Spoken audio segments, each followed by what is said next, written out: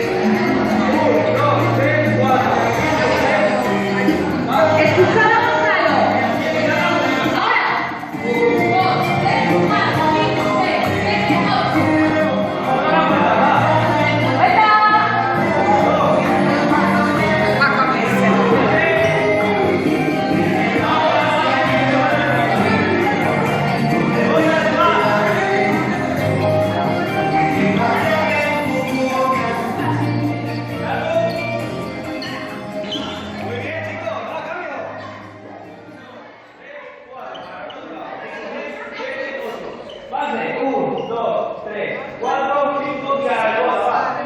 1, 2, 3, 4, 5, 6, 7, 8. 1, 2, 3, 4, y a la va. 6, 7, 8. Base. Y ahora viene el ejercicio del chico. Levantamos la mano izquierda de la liga. 5, 6, 7, rebota.